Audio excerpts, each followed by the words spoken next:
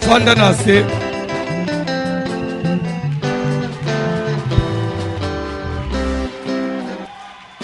yoka omoni bato mususu bazali awo outi na yo na mokili kala te outi kobinela satan nzambe azalaki na kanda na yo oyepa na nzambe ole oserache te obinela nzambe ozosala fiere surtout yo outi na mokili kala te awo banda ukende na mobali na yo na boite bozobina kuna bomeli masanga oyepa na yesu ofuta ata nyongo nzamba yokele yo mawa ozosala fiero telemi boy onjiri allemande moko boya utina Allemagne siko amoni makambo ba africain a comprendre te tolo bate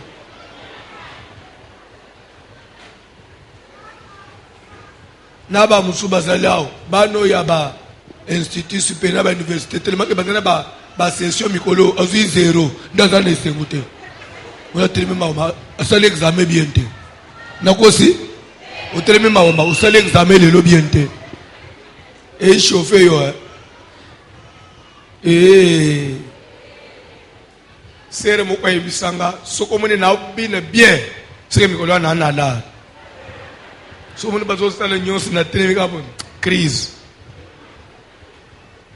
nakosi oza na crise yango zo bine bien te mais Bible dit que tous ceux qui respirent, tu aimeras l'Éternel ton Dieu de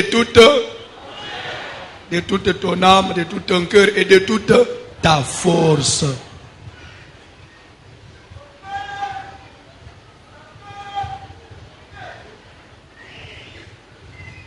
Il y a des gens, quand ils chantent, ils dansent, c'est avec son énergie. Donc, vous sentez qu'il voit Dieu. Batwa na zamba pambula kabango kaka. Mais mususu azoyemba, mzote ezali awo. Makanisi na ba affaire azokanisa. Ndazo beta betaka bibebo, azakuna te. Koyembela nzambe c'est obligatoire. Et ça fait partie à culte. Et ce que nous avons bien, la louange qui brise les chaînes. Paul et Silas, renfermés dans la prison, les fondements de la prison furent ébranlés. Les chaînes tombèrent de leurs pieds et de leurs mains. Tikanzambe akwe saba chaîne. Na batunyo subabini na motema mo. Bato ya ba fier nzamba kubeta bango osala nini na ibite tozoleka na parole de Dieu le renversement des hôtels to expliquer que hôtel c'est que c'est un lieu de rencontre avec un homme et les esprits, avec l'homme et les divinités, et ce lieu de rencontre sert aussi de quoi? De présentation des sacrifices. De présentation des sacrifices. Quand l'homme vient avec son sacrifice, il présente ce sacrifice. Le sacrifice fera que l'esprit vienne à sa rencontre. L'homme matériel rentre maintenant en contact avec un esprit à partir de ce sacrifice, à partir de l'autel. L'autel fait descendre les esprits. L'autel invite les esprits. À partir de quoi? Du sacrifice qui est placé dessus. Amen. Raison pour laquelle, dans le passage Totanga, il y a nombre 23, Tomoni Kuna Koma, Balak, roi ya Moab, Abengisi Balam, prophète, Yaka Omodir Ngai, peuple Israël. l'air balama comme yebisiye, prépare-moi, bâtis-moi cet hôtel et prépare-moi 7 taureaux et 7 béliers. Na raison, il y a un taureau par hôtel et un bélier par hôtel. Et les représenter sacrifice sur l'autel. Ndé après dira à Balak, tiens-toi près de ton holocauste, je m'éloignerai, j'irai là-bas, au sommet de la montagne. Peut-être que Dieu viendra à ma rencontre et qu'il mettra des paroles sur ma bouche. Après quoi, je viendrai te dire ce qu'il me dira. Donc Balaam avait besoin que Dieu vienne à sa rencontre. Mais pour que Dieu vienne à la rencontre de Balaam, il a fallu quoi? Qu'il bâtisse des autels et qu'il présente un sacrifice. Raison pour laquelle, même dans la tribu, dans la famille, dans le village de Touta, chaque fois que nos ancêtres avaient besoin de consulter les esprits, les divinités, ils allaient quelque part dans un coin, soit derrière la maison, soit dans la brousse, avec un sacrifice qui présentait aux esprits et ils disaient des choses, ils parlaient, ils invitaient les esprits. Et c'est comme ça qu'ils pouvaient rentrer en contact avec des esprits. Donc cela, ça s'appelle autel. Amen. Qui doit être renversé. Pour Bazol Banabalam, viens maudire ce peuple qui est sorti de l'Égypte. Car je sais que celui que tu bénis est béni, celui que tu maudis est maudit. Donc, maloba ya balam nzo ande bango ba yebaki et le que ça la force na yangote. Poazana na maloba, quand il bénit, on est béni, ou soit lorsqu'il maudit, on est maudit. Nzo ande secret ne zala inin. Les réseaux télémisa hôtel, azo présenter sacrifice. C'était Dieu qui venait mettre des paroles dans sa bouche. C'est ce qui faisait que ces paroles étaient efficaces. Donc cette puissance, la force divine là, cette force là spirituelle qui accompagnait ces paroles, faisait qu'il soit efficace, qu'il soit puissant. Alors, qu'est-ce qui faisait aussi que nos ancêtres aussi, battre fort, battre puissant, c'est lorsqu'ils dressaient des autels et qu'il y avait des esprits qui venaient accompagner l'action là-bas. Et c'est pourquoi nous avons vu comme premier autel, la troisième module, ils ont l'hôtel, tabernacle ancestral. En d'autres termes, nous avons dans le tabernacle ancestral, ce n'est pas que le tabernacle ancestral, nous faisons hôtel de sorcellerie, non. Dans le tabernacle ancestral, il y a le premier hôtel, c'est l'hôtel de la sorcellerie. Amen. Kindoki. D'abord, force na bangu ya yambu, na bunkoko. Oye dereki osala, que même les bazotonga ba hôtel, bazotonga banda kwa bunkoko, bazotonga ba cérémonie bunkoko. Première force qui les accompagnait, c'était la sorcellerie. Ça, tu dois être enseigné. Il faut yeba. La sorcellerie africaine, ça a commencé d'abord comment? Ça a commencé d'abord avec nos ancêtres.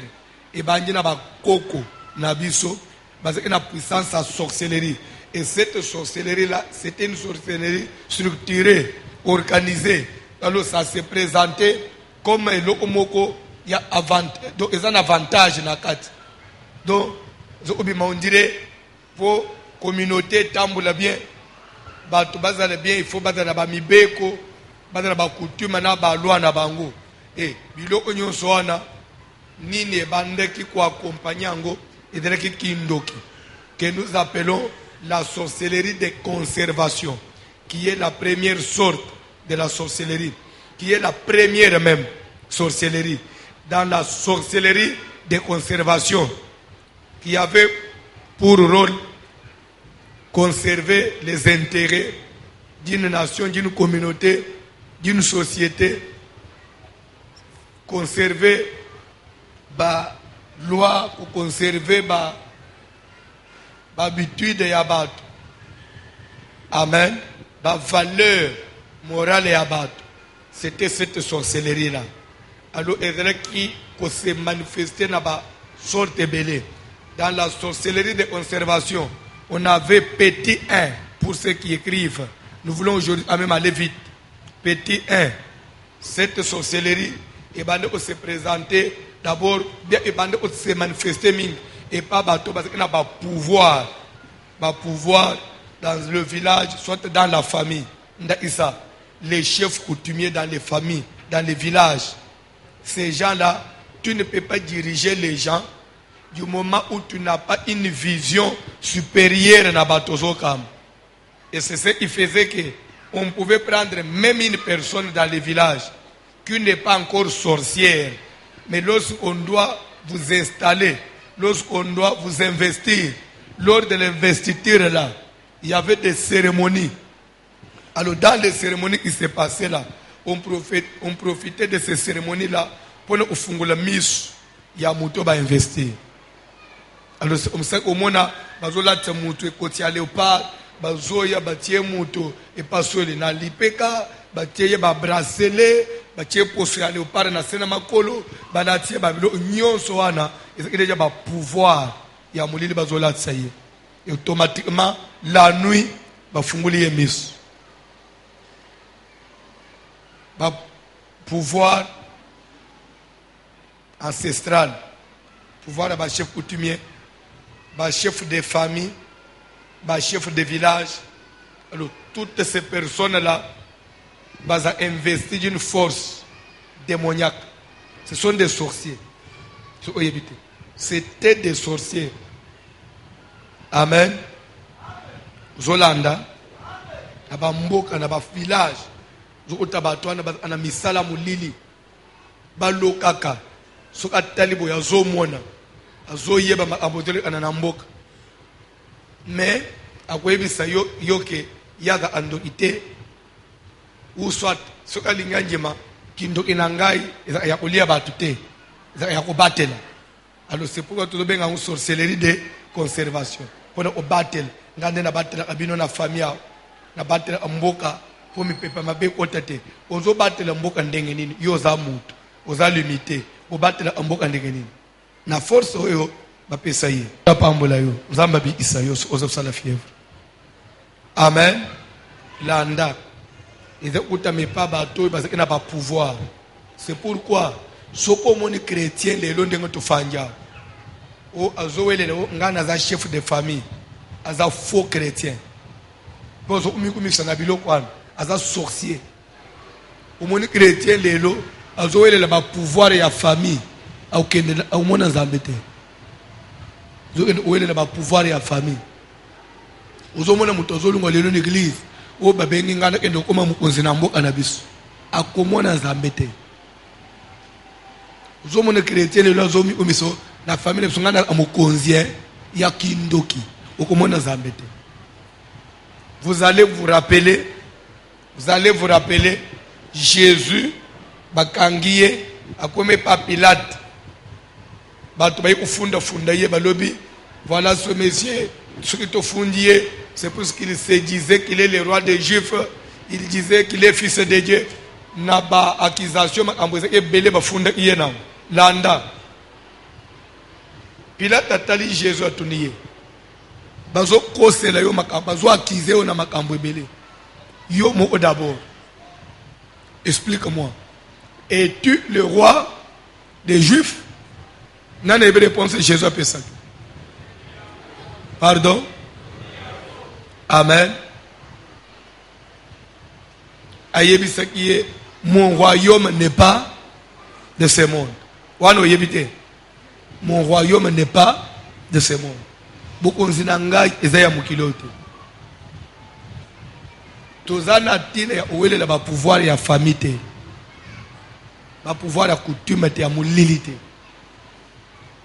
Parce que dans tout cela, il y a toujours le mot caché.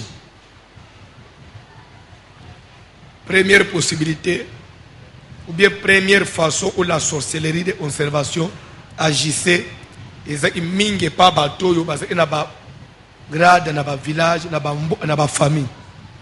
Petit B, Nakoko koba batu oyo badeleki o se faire passer comme ba guérisseur na famille parce que se faire passer lokola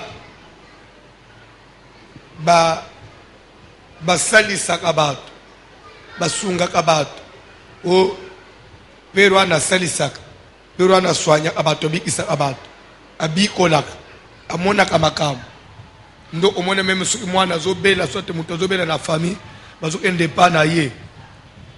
Amen. Wana bazotangela biso Bible. 1 Samuel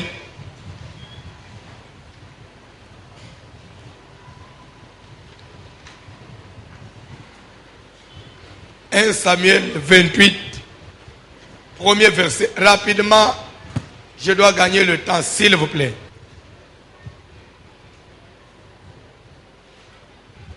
Premier livre de Samuel, 28e chapitre, à partir du verset 1er, nous lisons au nom de Jésus de Nazareth. En ce temps-là, les Philistins rassemblèrent leurs troupes et formèrent une armée. Na elekoana ba Philistin ba sangisaki mampinga na bango pe pona kubunjisa. Pour faire la guerre à Israël. Pona kubunda na Israël. Akish dit à David. Akish alobi na David. Tu sais que tu viendras avec moi à l'armée, toi et tes gens. Est-ce que yebi ke yo na batu na yo okokende usunga ngai to bunda? David répondit à Akish. David ya yebisi Akish. Tu verras bien ce que ton serviteur fera. Okomona malamu eloko e musali na kosala. Et Akish dit à David. Akish ya yebisi David. Aussi je te donnerai pour toujours la garde de ma personne. Soko sali ango okokoma garde corps na ngai. Pona libela. Samuel était mort. Nzokande na tangwana Samuel asakufa.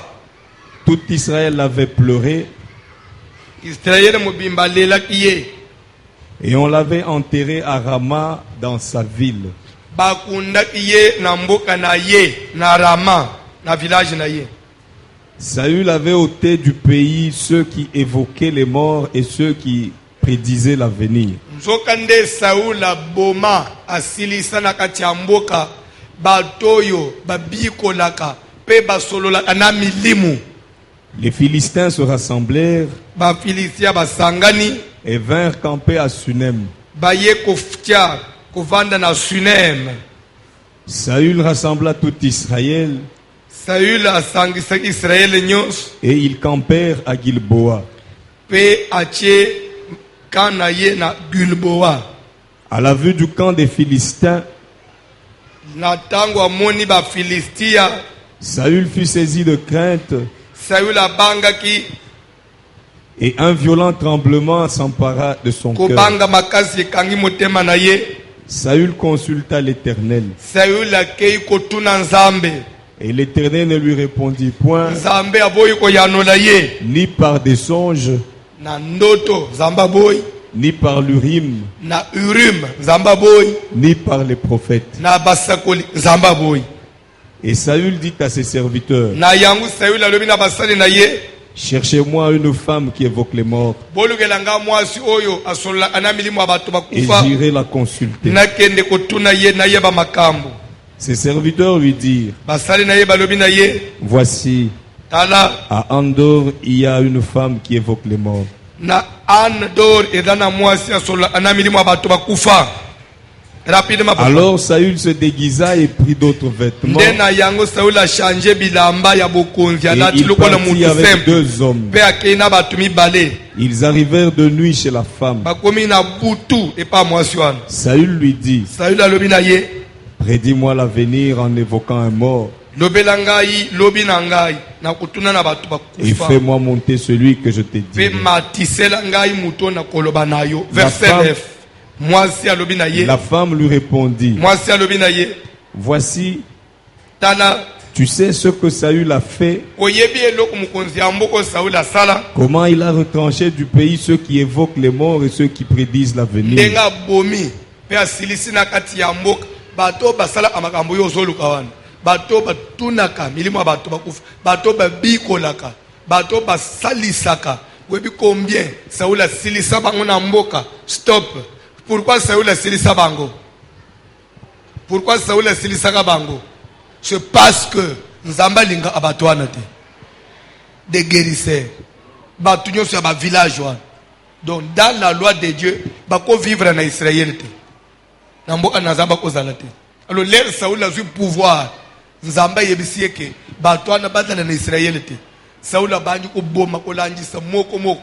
Pe bawe bazaki moi président. Bakimi baka à l'étranger. Même moi sur. Bake ko consulter ye na frontière. Avant na mboka musu na frontière. Saoul a sédékiza ke pane na ndenga ko batam. Pone ni na mebele ya Israël. Batu basali saka biloko wana bako exister te. Vous comprendre? Fanda nase. No koko na biso a sali saka. Il faut le retrancher du pays. C'est un hôtel à renverser. Puisque ce qui boit dans la moutou ya boy na famille. Yebeka kutikele bino banyongo. Obino bana boye ofu. Na yamba kisere mo église. C'était en 2008. Aza, c'est une Kassayen.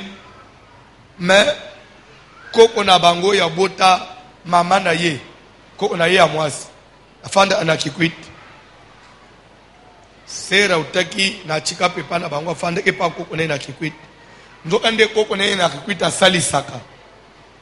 Neti mwoma ya examen d'etat. Batwe bele bakenda epa na ye. Po asali sabango. Bazwa na examen. Bawe bakenda aba voyage bakenda bakaemba batembo ba jeno bakenda uluka mbongo bakenda kepa koko asera wana asaleli bango ba makambo bakepo bazwa ba mbongo bazwa ba chance basi pe bayaka asokola bango bazwa mabala. Maintenant la jeune fille la sœur de la famille pas koko na kikwit koko abande ki utiliser ye soki batwana baye koko ta mwanda onena mwa bibonga na ya mike batwana bakufanda bakupesa mbongo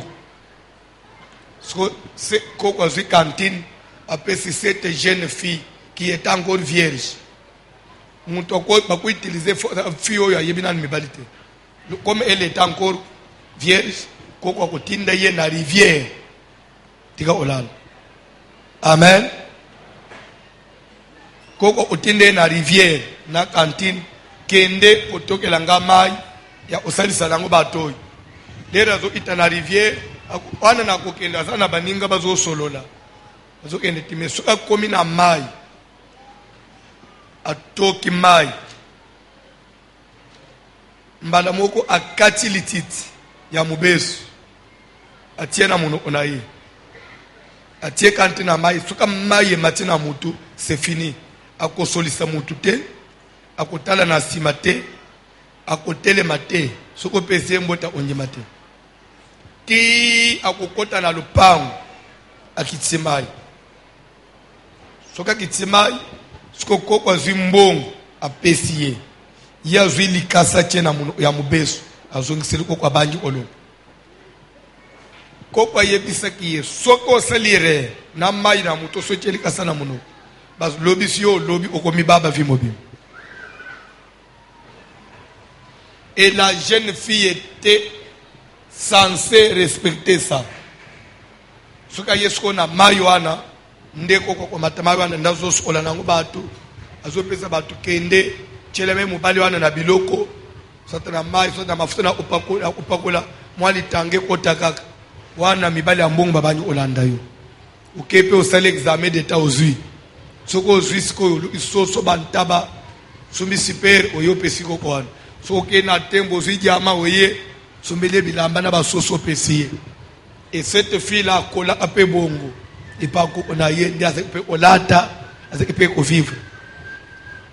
Elle ne faisait rien seulement kotoka ba mayo et des fois azofanda pe na ndako azomona ndenga ko azo soki batwana baye ko kwa linga abande ko yebisa bangu siko makamo ko kwa zakena mwa liseke na ye na Bible ka ya Bible na poudre akufungula Bible achena se wana satanji dra na ya pembe afanyi ko dra afungula Bible achena se azwi poudre asopi na Bible pa ule musuna elonga asimbi ngonga obabeta nkrengre wana na liseke otoyi soki abe ayembi mwanzembo muke ba esprit ekoteliye esprit kiti des fois esprit kokota na atena ya mundele kokwa bangi oloba voix ya mundele olobi na ye aloba anglais alobi flamand alobi ape mundele wana lera zoye faut se présenter ngana za flamand abanji oloba flamand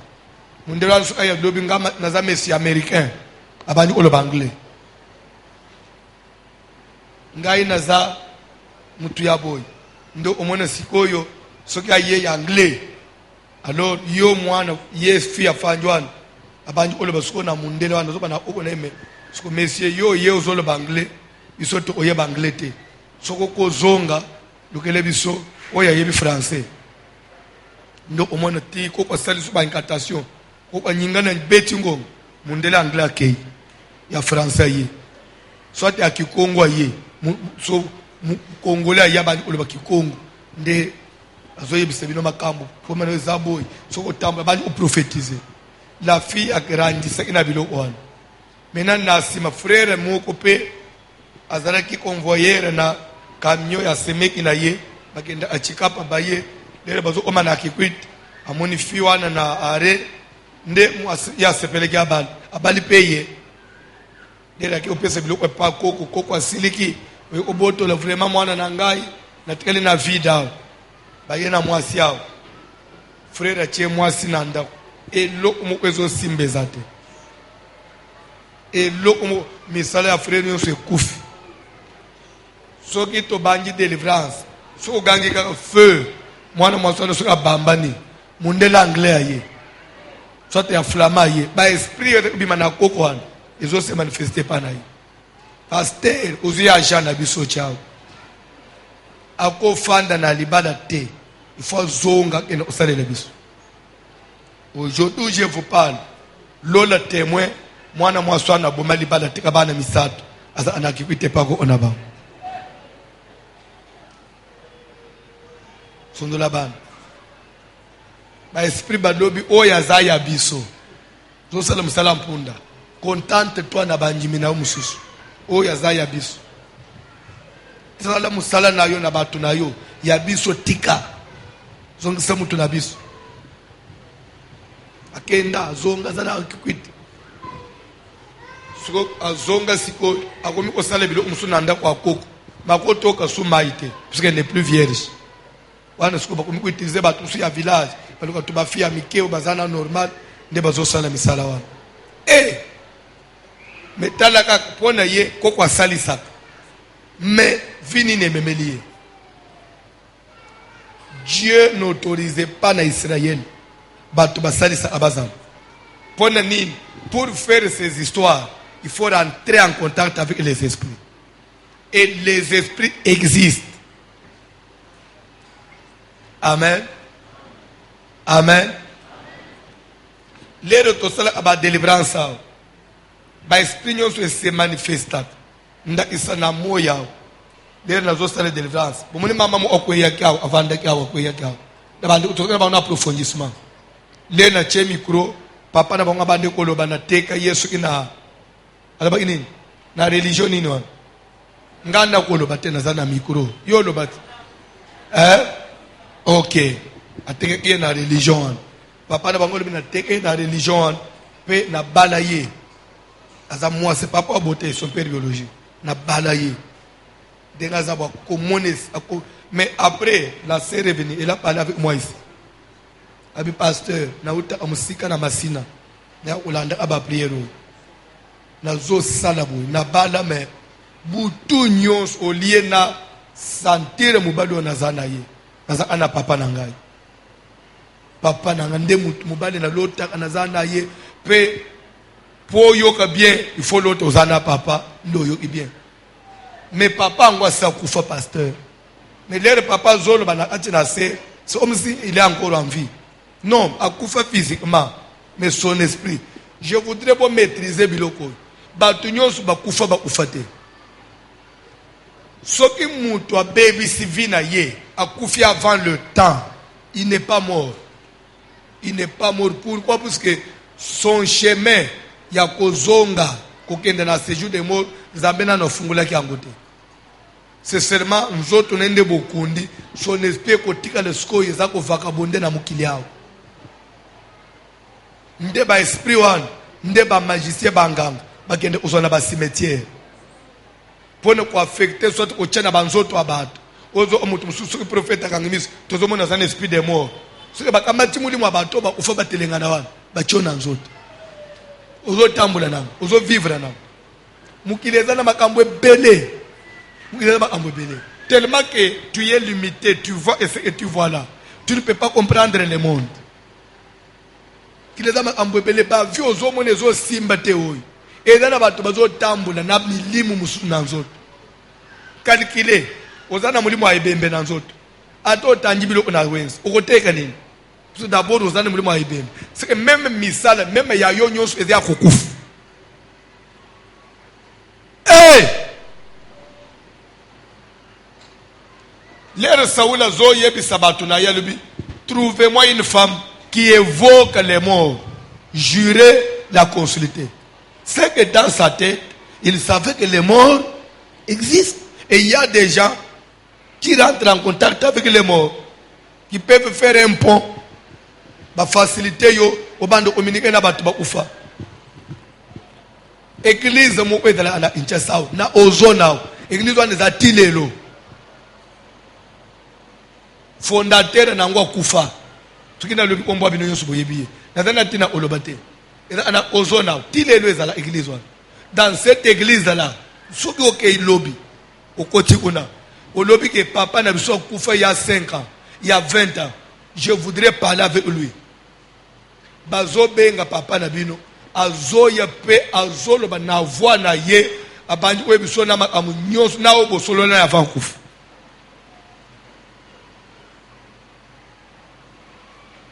Je vais te donner de l'enseignement. Lande bien. Il y a ceci. Aux Hollanda, qu'est-ce qui se passe avec les morts? Ezana bato ya zo kufa. Natanaye. Ngonga sengela kufa kufi. Soka kufi, automatiquement son esprit va dans le séjour des morts. Koti unana mboka ya bawei efandi. Ezana bato mususu. A Koufi, mais ce n'était pas le temps. De sabato ba simba kabakisi. Nda iselelo. O meli bakisi mo osoto ngo sala bo Koufi na ba erreur na yo. Molimu no otelengana parce que ce n'était pas encore le temps auquel. Alors milimu ya bato ba Koufi brutalement, précocement na séjour de mort azana nesikate. Parce que nda isa nda il fallait que offende ce n'est pas encore libéré parce que c'est étant yo yate.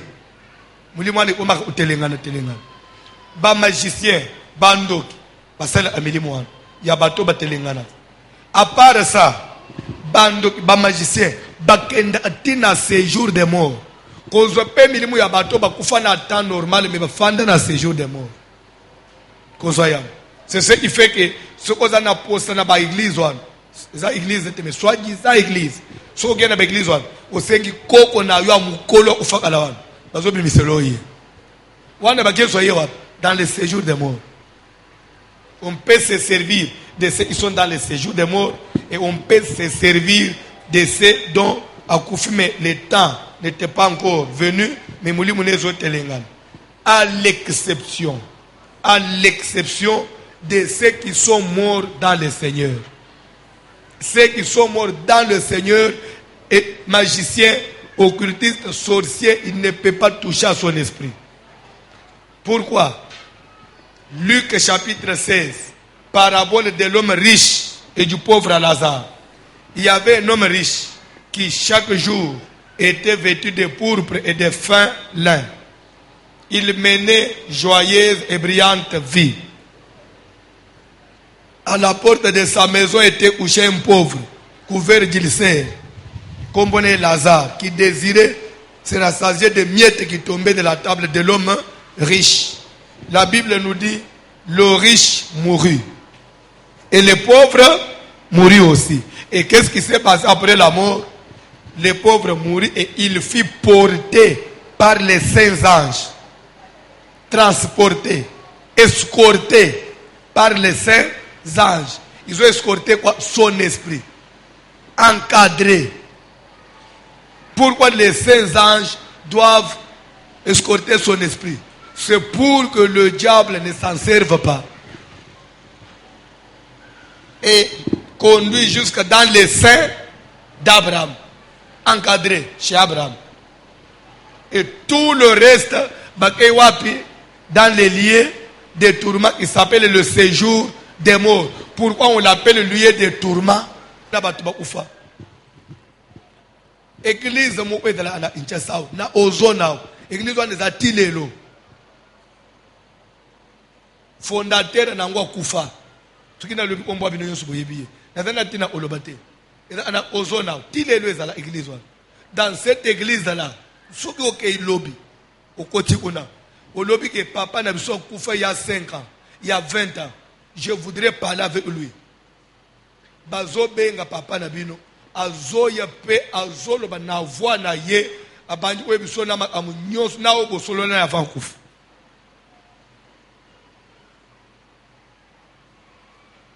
Je vais te donner de l'enseignement. Lande bien. Il y a ceci. Aux Hollanda, qu'est-ce qui se passe avec les morts? Ezana bato ya zo kufa natana ye ngonga sengela kufa kufa. Soka kufi, automatiquement son esprit va dans le séjour des morts. Koti unana mboka ya bawei efandi. Ezana bato mususu akufi, mais ce n'était pas le temps. De ce bateau basimba kabakis. Nda iselelo omeli bakisi mo osoto ngo sala bo kufi na baerere na yo. Molimu no kotelengana parce que ce n'était pas encore le temps auquel. Alors milimu ya bateau bakufi brutalement, précocement na séjour des morts dans ne sikate. Parce que nda isa nda il fallait que offende ce n'est pas encore libéré parce que c'est temps yo yate. Molimu ne komaka kotelengana telengana. Ba magicien bandoki basala amilimu wana ya bateau batelengana. À part ça, ba magicien bakenda atina séjour des morts. Kozwa pe milimu ya bato bakufa na temps normal mais bafanda na séjour des morts. Kozwa yam. C'est ce qui fait que ce qu'on a posé na ba église wana. Ça église mais soit dit ça église. So gena ba église wana. Osengi koko na yo amukolo ufakala wana. Bazo bimiselo yi. Wana bakezwa ye wa dans le séjour des morts. On peut se servir de ceux qui sont dans le séjour des morts et on peut se servir de ceux dont à Koufime le temps n'était pas encore venu, mais à l'exception de ceux qui sont morts dans le Seigneur. Ceux qui sont morts dans le Seigneur, et magiciens, occultistes, sorciers, il ne peut pas toucher à son esprit. Pourquoi? Luc chapitre 16, parabole de l'homme riche et du pauvre Lazare. Il y avait un homme riche qui chaque jour était vêtu de pourpre et de fin lin. Il menait joyeuse et brillante vie. À la porte de sa maison était couché un pauvre, couvert d'ulcères, comme Lazare, qui désirait se rassasier des miettes qui tombaient de la table de l'homme riche. La Bible nous dit, le riche mourut. Et le pauvre mourut aussi. Et qu'est-ce qui s'est passé après la mort? Le pauvre mourut et il fut porté par les saints anges. Transporté, escorté par les saints anges. Ils ont escorté quoi? Son esprit. Encadré. Pourquoi les saints anges doivent escorter son esprit? C'est pour que le diable ne s'en serve pas. Et conduit jusque dans les seins d'Abraham. Encadré chez Abraham. Et tout le reste, dans les lieux des tourments qui s'appelle le séjour des morts. Pourquoi on l'appelle le lieu des tourments? Parce que là, on peut te tourmenter, on peut vous utiliser, on peut encore te prendre pour aller t'affecter à un service. Du moment où on paiement, mais ton esprit n'est pas en repos, puisqu'on peut les manipuler. C'est pourquoi on appelle le lieu de tourment. Tandis que celui qui est mort en Christ, son esprit rentre en repos. C'est une des causes, un des motifs qui fait que ngai François na salela nzambe na motema mobimba ata mukole na ozela na mukilote que mon esprit rentre en repos na kopesa nzele te mulimu na ngai babanda osalelango batu ba anisika ke kopema nzo ande yo ozali banda ozo matu na sia bambula na ba malili batambula ono na ba magicien batinda ayo kende obetela nga mutu boy kende ubomela nga mutu boy kende na village boy okende okanga bilanga na ye bota te nde yo ansiba bato anso okufa pema nzo ande mulimu no batinda na zamba moko ekanga abilanga moko ya mutu ebota te esimba te ndo fanjwana na obatela abilanga mutu na mukiloze mutu munene bakomi ko utiliser te na tuba petit sorcier azo tindo kende uboma mutu na village esprit na yo valere na ngweza wapi batu musubozo mona na mukila munene soka kufia za esclave ya usakana te mutu a passe il va souffrir on va le manipuler le tourmenter le punir même et surtout batu nyonso basimba makila ya batu nyonso yo boma bakotelemela yo bakosangela yo. Je vous jure devant Dieu. Et pour votre information, le tribunal les a ébélés. À part le tribunal et en colo, le tribunal dernier, dans les séjours des morts, il y a aussi des tribunaux. Oyo lelo so obomi mutu. Mutu anazana séjour des morts. Azozel, jour yope ozo kuf, azo porter plainte, osamba na nanu na séjour des morts. Ya ba wei ka, bazo sambi sebino na ba wei mususu, o ba kufa avant wan. Bazo amba pe un. Ba juger bino nanu. Afunjo obulungula ngana mukini. Après wana bo suzuye tumbu ya ba wei na ba wei. Après bozele tumbu ya nzambe. Jugement dernier. Ouais. Ce qui fait que dans ba tumusu ba kufa akotaka unabwe bazoye kasho mbala moko. Kasho wana d'abord ya séjour de mort, après aux autres ce qu'on lifelo ya nzambe. Yango yoka quand même des fois mutu mususu kufi o mulimu na ye telemeli mutu aboma ye o faya to ende osamba. Ko samba wana ezalaka. Ba ko ende osamba na séjour de mona bawe. Mboka mobimbeza anasama belao. Avec des avenues, tu vas vivre kuna. Monde entier, monde munene na seao. Monde munene za na seao. Et je vais vous ajouter des vérités, vous avez besoin d'être enseigné. Raison pour laquelle le bande omona ba mikolo ya kala, ba koko ba vie na biso ba centre na biso. Azolo baboy. Soka kufiata na mboka nini? Boku ndangai na mboka wana te. Bosala tubo meme bembe na ngana village na biso. Posana eza enini. Soka kufeli libanda ya mboko, bakundie libanda ya mboko. C'est difficile mulimu na ye et revoir batu ya famille na ye. Azoti kana net na zambo na se trouver net étranger na batu bandu retrouver na batu mususu. Alors lorsqu'il préférait ba mema nzoto na ebaya na. Ndeoza omone des fois même ata batu bazana ogia o mema nzoto te. Moni bakatiye manzaka, bakatiye suki. Bazona bilamba ufinango balingango liboka bazona depuis ya mukufu bakunje bembe baye na biloko wana obayi okomisa matanga ne bazoya na biloko wana eza mulimu na ende ba transférer po be okunda na mboka na ye po o retrouver batu na yo ya bana bango batu ya famille na ye na séjour de mort ya ipana bango et oko sentir même ba biloko wana ça se manifester ce que boyebite bo bati camion mo soit bato moko na muto azana depuis ya ebembe ozomona camion ko kufa ufana nzela tout le monde va otuneza na muto amemelo amabea umuna teboli misanga nazana mabele ya muwei ya mutu kezonyo olebiso na nzela ninde komisi camion lourd eza kama esprit na ye ezana acha camion wana. Et pour votre information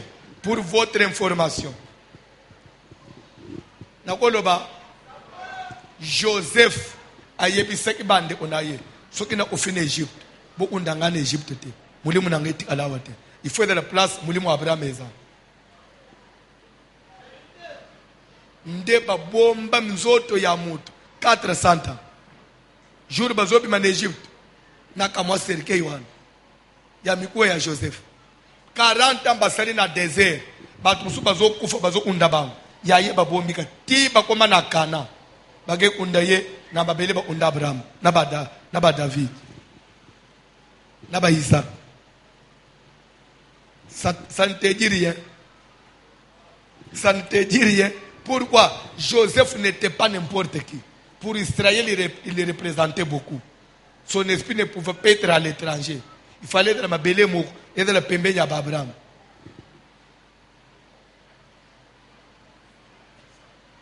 Keba, vous avez saléré, na ufa makambo esil, esil akate. Et comment ka sérieux? Vous avez kateka pema boy. Omoni ba sota ya mwindu na ba film. Ba bandu ko fia ula yo sur place et bandu wan éternellement. Éternellement. Ko sala ba bla ko sala wanete. Na mona rezo sima na ufa kaka na pem na ufa. Na ne zo pem. Okolie fimbu ngupa penza ya ajina yo. Alinga ofeli banda Yesu. Ceux qui ont moni quelqu'un comme Étienne, ils ont lapidé. Les gens moni liwa à sentir qu'il est maintenant en danger. À kobikate, à bandi prière. Seigneur, Seigneur, aie pitié de moi. Seigneur, reçois mon esprit. Je le remets entre tes mains. Azo bangani. Mais quand un homme saint, rempli du Saint-Esprit, mais à sûreté. Seigneur, mulimu nangeza na maboko na yo. Et dans la batu muso asaleli nzambe na mukili yao. Bino bomoni pasteur, apôtre, mutu munene. Mais les razo kufa prisonnier ya usaana te. Pona nini? Asaleli nzambe na busolo te. Il y avait des choses à cacher. Il y avait ulinga se faire passer pour un grand na mukili. Nzo ande azana Yesu angote. Akufi mulimu ne banji ko souffrir. Ndeti na wapi? To sepela tokenda malemba na mukili tolia matembele bandeko nasa l'église nakenda na lolenga nzamba zo memela ngai nakolinga tena na ganye Kinshasa mobimba na mukolomo upo babande kolobake mikoloyo mutazo sala ba plein akena lokola voir sur le mazate mais du moment où ma conscience n'est pas à l'aise moi-même je sais que ce que j'ai fait n'est pas de Dieu. Bible do ni ne ko servir mutu à gagner monde entier mais à fin de compte à perdre son âme. Inchasa nyonso bakabeli yo yango biso nyonso to komeba locataire na yo na l'état biso nyonso ba o gagner nyonso mais na suka soko kufi mulimu no moni nzambe te. Bible e ko servir mutu na nini? Parce que la vie elle est éphémère sur cette terre. Toujours vivre tam so ebele 100 ans. Mais qu'on a une éternité. Ici, on peut changer. Tu peux changer de Mars. Tu peux. Mais après la mort, rien ne peut changer. Ça reste comme ça. Éternellement. Il y a de quoi. Au bongo la motema na pourquoi. Il y a de quoi au tikamisala kindoki. Il y a de quoi au longo la singana loketo. Il y a de quoi au longola biloko za ananguna nda unase ambeto e kusunga yona elokote ya tozo utana en église moza ana misala mabe opumbo anabutu ozo ende ubunjisa bato ozo gagner nini ozo bima unjire obikisa abato osalisa abato mena ba force ya molili. Donc petit b bato baze ko salela sorcellerie de conservation eza bato baze ko manete bato babikolaka bato basalisa ana ba village no omona keyo mama wana sokepa na yebisi biso mwana zobela po opesa ko na bino fufute bo salebo bato ana c'est la société de conservation. C'était pour rendre service. Et s'il vous plaît, une parenthèse, quand est-ce que Saoul a fait recours na Batouane? C'est parce que lorsqu'il a essayé de consulter Dieu, Dieu ne pouvait pas lui répondre. Et nos ancêtres aussi. Pourquoi ils faisaient recours à ça? C'est parce qu'ils n'avaient pas l'intervention de Dieu. L'homme, il a toujours besoin de surnaturel.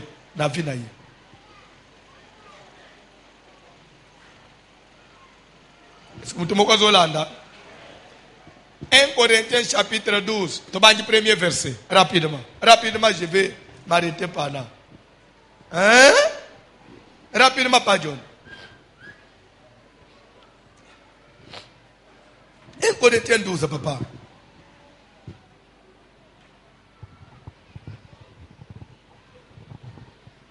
Pour ce qui concerne les dons spirituels, s'il vous plaît, pour ce qui concerne les choses de l'esprit, dons spirituels, en d'autres termes, fonctionnement de ce qui est spirituel, les dons sont des capacités.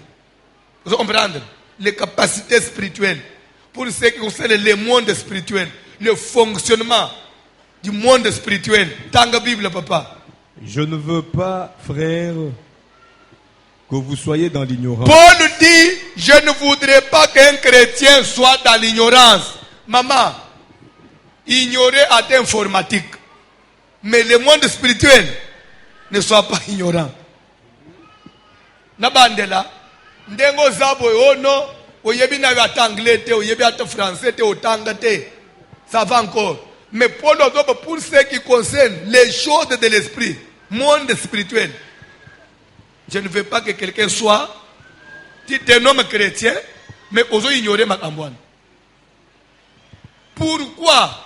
Puisque même pour yeba comment, oso mitambus, il faut comprendre le bilo. On a zoté. Paul dit, je ne veux pas que quelqu'un soit dans. Il y a quelqu'un qui est encore dans l'ignorance. Voilà l'air d'avoir de la connaissance. Hein? Papa John Tangela Bango Biloko yo. Bazo ignorant. Vous savez que lorsque vous étiez païen, papa, mutoko wanga na te, ndenga tofanye na yo, avant tokoma ba chrétien, to uchiwa na ba païen. Paul ozoli ngo pour comprendre monde païen na monde chrétien. Il dit lere boza ina mukilio, boza sambela zambete, tokei.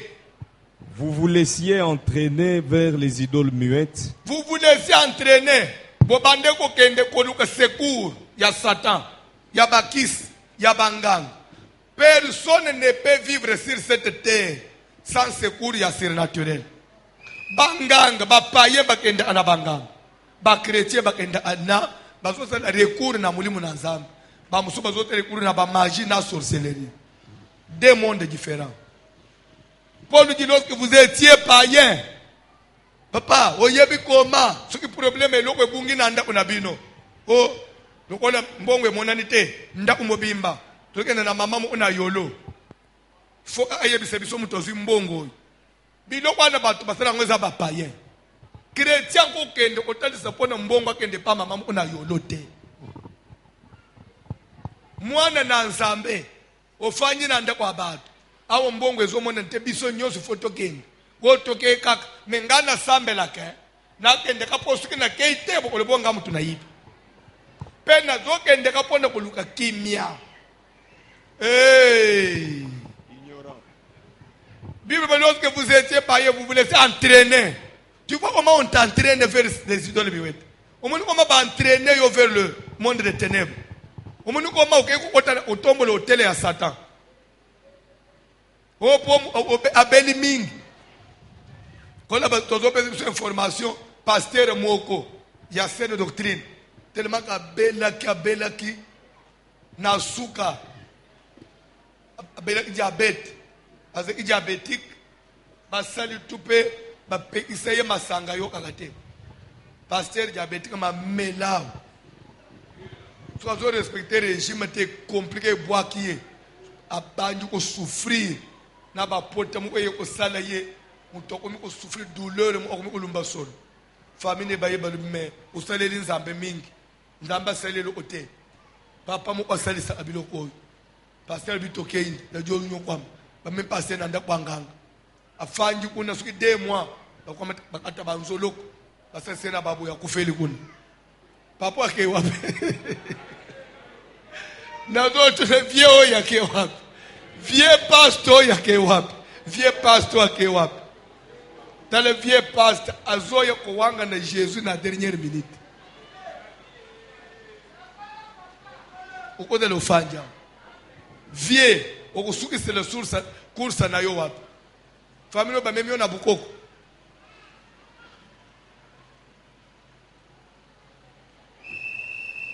Ce sont des choses que tu dois instruire. Liwa eza fente. Atato salini muto otika l'Éternel na mukili azate. Ce n'est pas parce que je crée la mort que vous devez m'amener n'importe où. Non. Si ça ne marche pas, ça n'a pas marché, vous me laissez mourir. Pourvu que peut-être Mouli Mounangana Souke Salanine et mon est le juste de Dieu. Parce que l'éternité existe. Les uns vivront l'éternité avec Satan dans l'enfer éternellement. Et nous autres, nous allons vivre l'éternité avec Jésus dans la nouvelle Jérusalem éternellement. C'est parce que tu es vu vérité. Tu es en église. Païen, chrétien. Ce qui est au mariage, finalité na biso yango. Ce qui est là, un accident pas, directement que je sois transporté par les saints anges jusqu'à dans les saints d'Abraham. Mais ce qu'on m'a dit katipema, au talibo moni les saints anges te. Omi monika yo moko bandi ko tambula na nzela yo moko. Belela ngai, voici l'homme na baby. Mais na minute on peut moyen na ya. Mais kanisa mateyo. Oloba en tout cas moi no mbalo ana ambote yaki ngai na sambwe na ngai. Jour wana ko se rappeler mulimu na yo et ko se rappeler na lité yo. Et yo mo comprendre que na baby na ngai, pour ne libérer na baby na ngai. La vie éternelle avec Dieu existe. Tanga biloko. Vous êtes entraîné vers des idoles muettes, tokeyi. Vous vous laissez entraîner vers les idoles muettes, oui, selon que vous étiez conduit. C'est pourquoi je vous déclare s'il que vous plaît, nul... On dit c'est pourquoi. Je vous déclare que nul, s'il parle par l'Esprit de Dieu, ne dit que Jésus est anathème. Que Jésus soit maudit. Non. Ça veut dire, continuez, papa, et que nul ne peut dire Jésus est le Seigneur si ce n'est pas l'Esprit de Dieu, si ce n'est pas par le Saint-Esprit. Il y a diversité de dons, mais le même Esprit. Diversité de ministères. Stop! Ni Paul a l'invité comprendre dans le verset 1 à 2 à 3. Paul a l'invité comprendre que Nzambe loko la mona mukili païen, le monde païen, ba païen, bazana ba force na bango. Ce qui peut azana likambolinga ba lobeli. Ce que linga soso la kei et lesquels ake oluka secours pas bangang. Nzambe pa koti ka biso église samba capacité wana te. Dieu a doté l'église de certaines capacités spirituelles pour que ceux qui peuvent tobeli ndenga ba païen ba kenda na ba guérisseur biso pe bazo non église tozo sale le don ya guérison. Ce qui ozana problème lesquels yo bapaye bakenda ke pa mama moko atala na miroir akoyebisa na makambo nyonso ezosalemela yo biso tozo ya prophète akangimiso le tozo sambela nzamba zola isangai don spirituel nzamba pesi yango lokola pour en compensation ou bien pour ko saleni eza neti na quel est le terme qui convient neti ko relever défi na monde païen lokola Satan zo utiliser ba force na ye pour secourir les gens.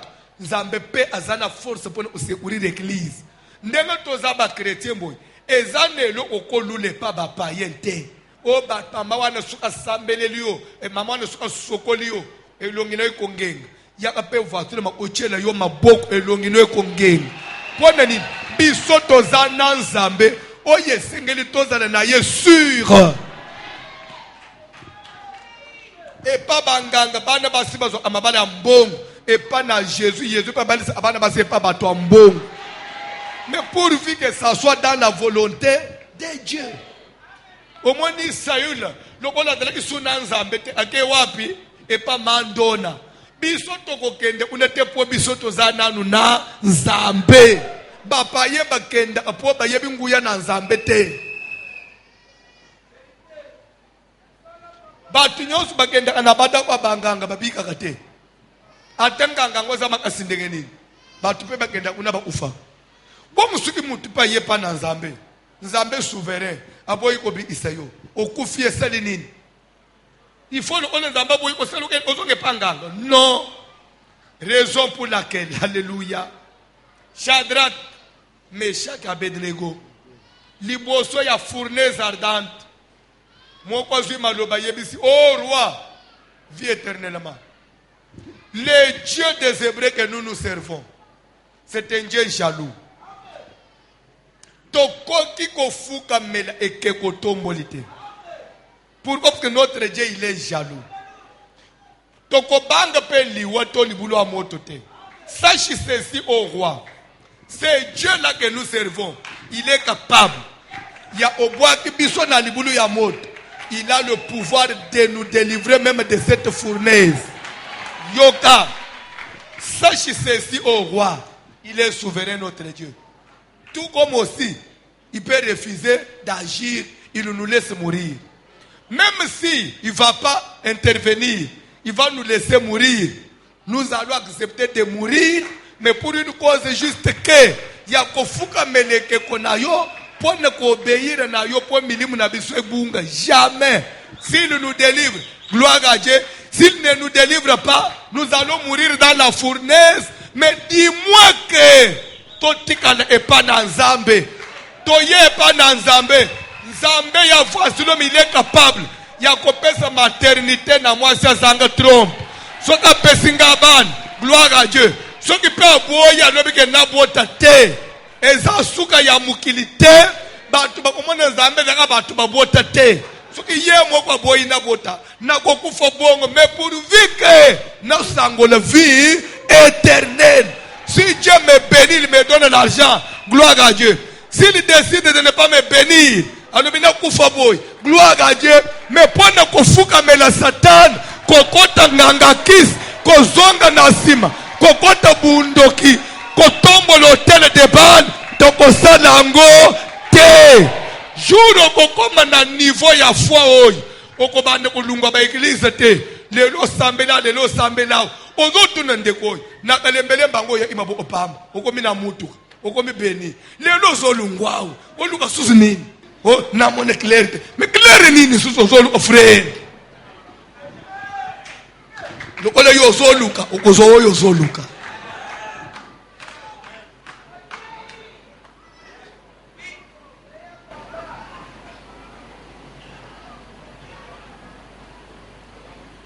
telema likolo.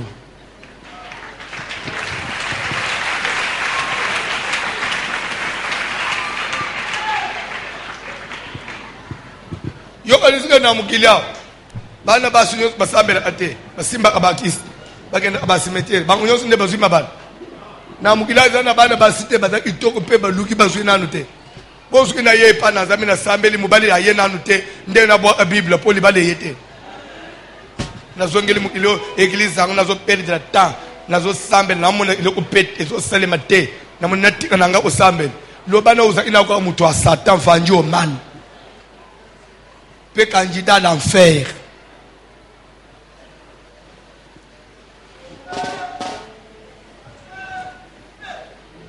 L'obina olobina petit C.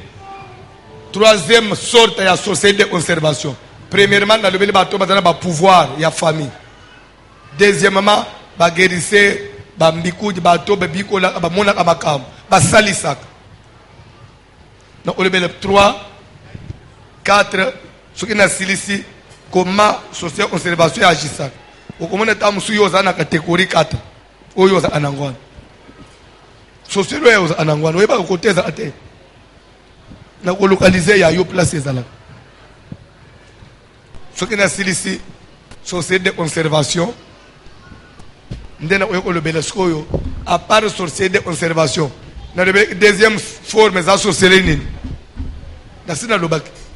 Après de conservation, la société.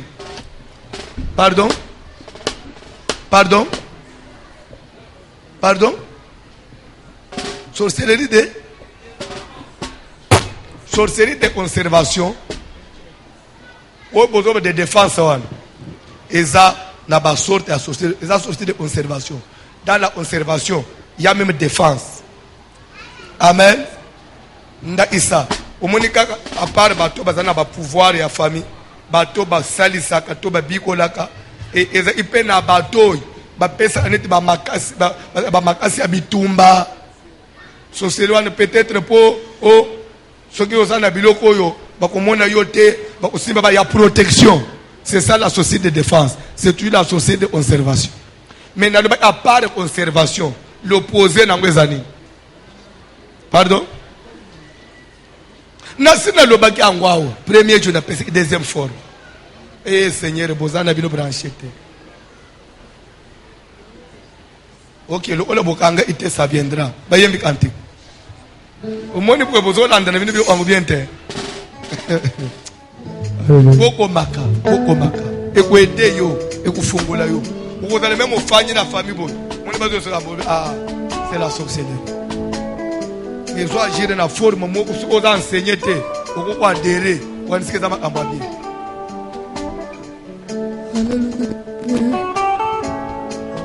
la sorcellerie de conservation, dans la sorcellerie de conservation, il y a même la sorcellerie. Parce que c'est pour conserver les intérêts.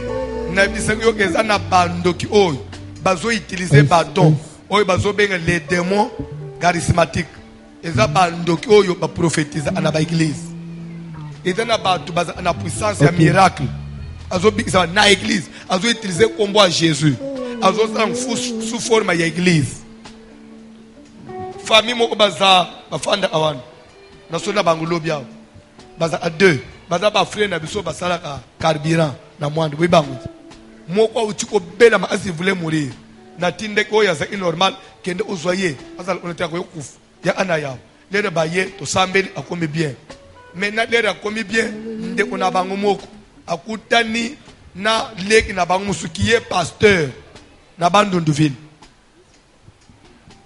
bazo so na masolo ebisiye leki mo ozo ba ya na ngai bazaki na mbongo esile moko to utiko bela ninga kufu tuka makambo ngana zo mona vina bango za klete na décider azo ba anet black azo bisa pasteur na décider na otanda kwanga mutu nyonso na ko mona na mpasi na bango na boma ye oh pourquoi yo otanda kwanga soki bato zo souffrir za pasi te ngana lobi na zo ke na ndaku ya soki batanga ombo wa mutu na epsanga ngwana boma ye ote ko sala ngwana te pasteur na bende ngwana te pona nini oh no pourquoi yo fobo mamutu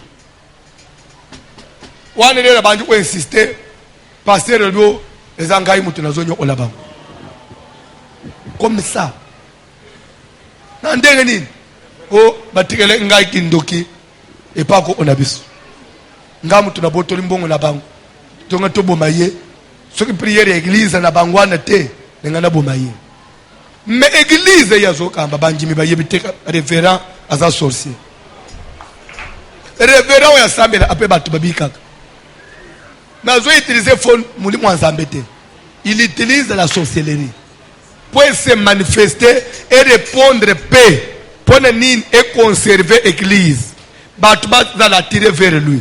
La société de conservation se manifeste aussi dans des tons.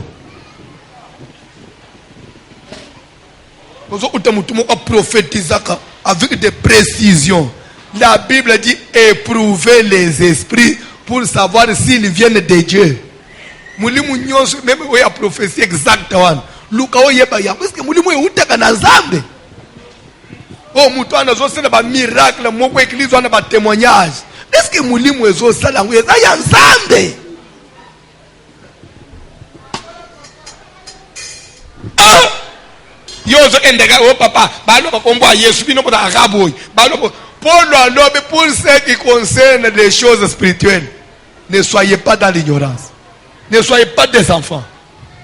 Pone nini mukileza ko pola mulimu na Yohana Satana luka kango ache prinyo su possible ka apo agenda na ona lifelo nzambe pa zolinga te obunga okobungisa mulimu na yo pona nini Pour ne pas maman. Pour ne pas bozwi mbongo te. Pour bana no babalité.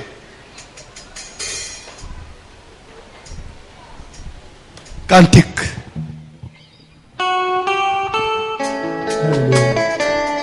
Jésus.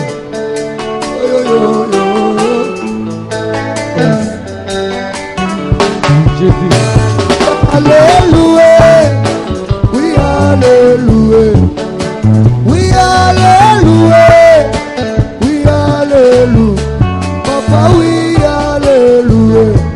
Tout ça, pas. Papa, oui, alléluia. Tout ça, ah oui, alléluia. Oui, alléluia. Oui, alléluia. Oui, alléluia. Oui, alléluia. Papa, oui, alléluia. Tout ça pas de pain. Papa, oui, alléluia. Tout ça pas de pain. Yes, oui, alléluia. Oui, alléluia. Oui, alléluia. Oui, alléluia. Papa, oui, alléluia. Tout ça pas de pain. Papa, oui, alléluia. Tout ça pas de pain. Alléluia. Mukalenga wanjye, mukalenga wanjye, mukalenga wanjye, mukalenga wanjye, Zambiani sugira moyo wanjye, mukalenga wanjye, Zambiani sugira moyo wanjye, Yesu mukalenga wanjye, Mukalenga wanjye, mukalenga wanjye, mukalenga wanjye, Yesu mukalenga wanjye. Zambiani sugira moyo wanjye, mukalenga wanjye, Zambiani sugira moyo wanjye, Yesu mukalenga wanjye, mukalenga wanjye, mukalenga wanjye, mukalenga wanjye, Zambiani sugira moyo wanjye, mukalenga wanjye, Zambiani sugira moyo wanjye, mukalenga wanjye.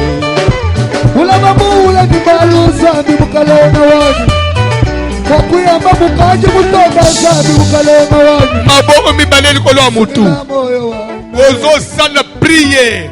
Molimu na yo. Zamba libérer nguna ba force ya famille. Zamba libérer nguna contrôle. Ya bato bazo mandat na famille. Ya contrôler bato. Ils peuvent pas avoir le contrôle sur nous. Pourquoi? Nous ne leur appartenons plus. Amen. Depuis un moment, nous appartenons à Christ. Amen. Ta famille là ne peut plus gérer ton esprit. Ozo sala plus sorcellerie à du bota. Oye gère et contrôle la ka. Oza la contrôle na bangote. Je vais vous ajouter un élément. Oui, mais là-bas, bon, il a Jacob, il avait la société d'observation. Azoye bisa Jacob, ce n'est point la coutume enseignée. Il y a obali salé qui avant yaya. So obalisika mwana na yo. Et vous savez nini? Non. Ce qui n'a salé en go. Vous avez problème dans la famille. C'est pourquoi au moins Nzambe il a trouvé milliers wana. Na vie à Jacob. Et ko balanate. Absia lève-toi. Zwa basino bana na yo. Rentre au lieu de ta naissance. Nambo et Abraham. Bimao, sépare-toi na bateau. Pourquoi avancer? Il faut to bima sous contrôle de la famille. Tu as un élément. Munenga tozo sambe la bo. Bunda frère na prière, pe na makasi no physique. Nzamba pesa yo dépendance financière matérielle. O dépend en abatute. Nzamba pesa une dépendance financière matérielle. O dépend en abatute. Pauvreté ezamabe. Omuntu so da pauvre. Lelo omona ya enda bino ndengo en église. Ya enda bino mo abenga lobi ba uchiko bala mwana ya chilumba wa. Mbongo mo ya dote zawa. La PCBSO est à $700. To bombeli au paie 200. Vous pardon? Merci beaucoup de langage. Ok, mbang na po ok ozo. Oh, vous ne parler moi. Est-ce que chrétien ozo na bilo one? Est-ce que je dois aller prendre? Est-ce que je dois participer à ça? En même temps, je renverse les hôtels. Nazo le bambon à Milan.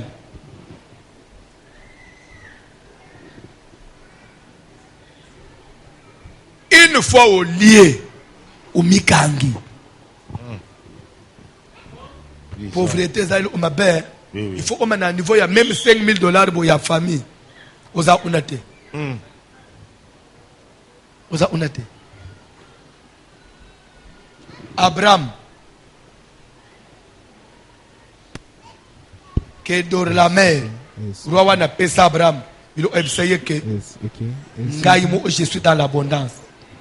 N'a besoin ni élo, ni deux pères que tu dises, j'ai enrichi Abraham. Zamba sa pambulanga. Kala na bilo onayo.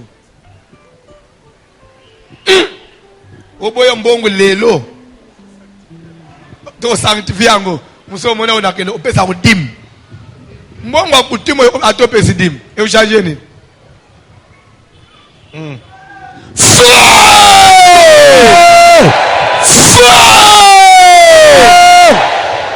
Okosa la prière. Contrôle. Radar nyosi ya famille alikolo etala kabino atala ba voyage et panzane de la bousier et l'ongre limwa ça la prière radar nyosi ya molili ya kindoki ya mfutuma etuma radar ya kindoki radar ya famille ya molili epela moto nyosi bachali kono na ngai ezika epela moto moto na zambe puissance ya moto kita puissance ya moto kita epanza etumba ezikisa au nom de Jésus na kombo na Yesu moto epela moto etumba ezikisa puissance nyonso ya molili na kombo na Yesu na kombo na Yesu au nom puissant de Jésus moto kita moto panza moto zikisa moto pela moto pela moto pela moto pela rata la molili rata la famille rata la kindoki ezo kumbama ezo zika ezo pela ezo pela ezo pela ezo pela ezo pela ezo pela ezo pela ezo tumba akombo na Yesu au nom de Jésus akombo na Yesu sans la prière contrôle nyos caméra ya famille baradar nyos pone ko contrôler minimum abantu na famille esprit ya contrôle ya surveillance likolo na ngai sorcellerie nyos na famille oye contrôle abantu oye landela la vie abantu dans le nom puissant de Jésus na kombo na Jésus ba caméra baradar na bango panzana baradar na bango zika elongi na ngai epima na répertoire na bango epima na pima na répertoire na pima na écran na pima na biloko na bango moto fe moto na bezo panza moto na bezo panza moto na bezo landela le fait de l'Éternel le fait de Dieu ça la prière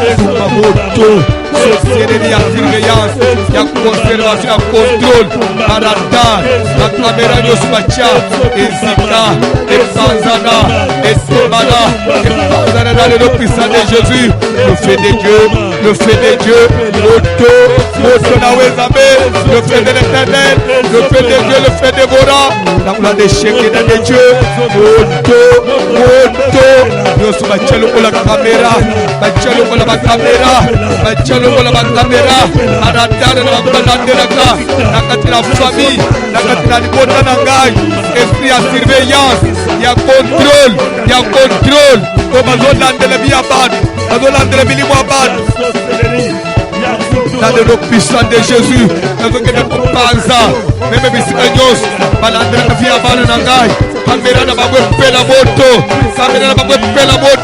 ekran na bango ezika epui ya surveillance ya contrôle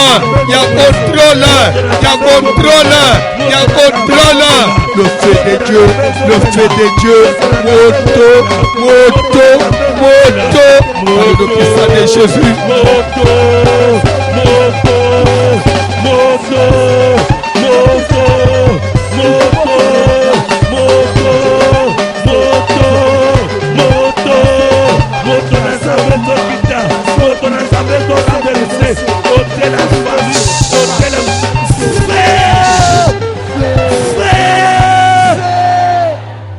Soki oyebite ezane loko nzambe apesa valeur na domaine spirituel ou la liberté te. Ndenge d'abord il faut être libre spirituellement. Amen. Bible dit c'est pour la liberté que Christ nous a affranchis. Ne devenez esclaves de personne. Oko koma muumbu te na se ya bukonzi ya mutu te. Yesu kufa po uzala libre. Nzamba zo yebisa Abraham bima na famille na yo kabwana na libota no kende musika bipa yo api bakozala na contrôle na yo te. Après quoi je rendrai ton nom grand. Bande ule na zole ba physiquement toko vanda mboka mo na bande konangai toko vivre na bango mais spirituellement na kozala na bango te. Tozo bunda po na liberté spirituelle. Molimu na yo wana nzamba longo lango na se ya pouvoir ya famille na yo. Amen. Soki molimu na wana big deliverance okokufa maladi o bango bakufaka te oko big influence o bango babika te. Amen. Biso foto bando ko dépendre na musisa mususu ya Yesu Kristo. Amen. Musisa ya famille na ngai wezo konza ngai ezo kanga ngai un jour na yeko bela maladi papa ne biso belaka un jour na yeko divorcer parce que papa ne biso divorcer. Pona nini? Na jive po mama ne biso divorcer. Pona nini? Na kufela mobali po mama ne biso kufela mobali. Lié wana eza wapi? C'est que malgré qu'on soit sambela, mais on doit garder toujours bilokwan. Parce que toujours na même miséricorde na yo. Ndelo pharaon abande kubunda na bana n'Israël. Bokende, mais ne vous éloignez pas trop de l'Égypte. Pour ça que bokende au sel l'ensemble mais n'allez pas trop loin de l'Égypte. Ndelo Moïse ibisi okosi. Biso tout ce qui tokende faut tokende libérer to limwa. Pe yo yeba biso di susté. Bande il faut aller loin spirituellement de ta famille. Amen. Influence ya makambo na bango likolo na yo il faut katana. Amen. Ozo sala prière, ozo prier, ozo tumba na yebisa kabande ko makambo spirituel ezali ko le force ya pesanteur. Totanga una courni physique. Webi la force de la pesanteur ezanini. Soko boake loko likolo. Tellement que za pembeni ya mabele osala nini ekobenda. Mais calculer même l'air avion mataka. Avion comme en altitude moko. Umona avion comme stable. Ezana mi pepe na kunyinga ndesil. C'est que présenter à mabele salinini. Distance etikali musika. Mabele zosu na courant na ngwezo zo avion te. Fize kuto ekenda etikali libela na mi pepe. Ba fize pesa batone na batone. So eke fangi libela una na mi pepe. C'est-à-dire quoi? Et qui est trop loin. Moyen courant ya mabele zwango. Exact. Ngai na yo. Tokende ofanda place fize fanda. Amen. Courant ya famille na ngai. Na se. Papa ozo simba mbongo. Mais na se na wan. Ya toujours une force de présenter. Ozo kenda wapi. Pone nini tu es trop près. Spirituellement que Dieu nous éloigne. Amen. Moto pela. Na yebisaki au jour wana. Eli na Élisée bakanga maki de telle façon bako kabwana te. Élisée komaki obstacle pour Élie kende. Mon père, ne te sépare pas de moi. Bible dit que les bazo tambola, nzambe po kabula bangu char de feu et bête et na atikati na bangu pou. Élisée kwei boye, Élie akeli bela telelo. Amen. Il faut moto kabula ngai et le contre ngai na force sa famille ngai. Et kabula ngai c'est belela moto. Moto na nzambe zopela ezo sala séparation moto zokita ozo tindika lipota ozo panza ozo tupu ozo zikisa na kombo na Yesu Kristo au nom de Jésus de Nazareth la mena zone de kupanza la mena zone de kutumba la zone de kuzikisa la zone de kupendisa moto na nzambe moto na nzambe kita moto na nzambe panza Sans la prière.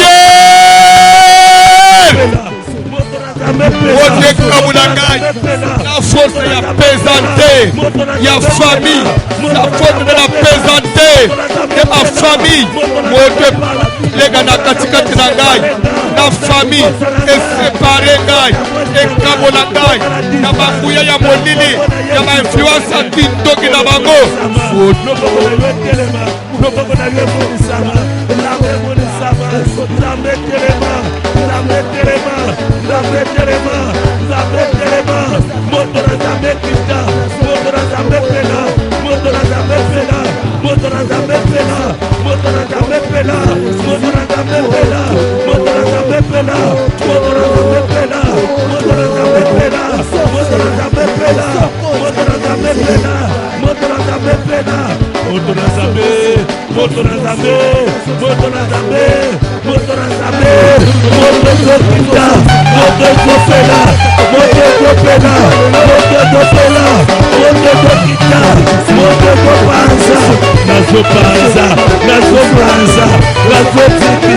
puissance à dominer, puissance à limitation, puissance à échec, puissance de mort, puissance à contrôle.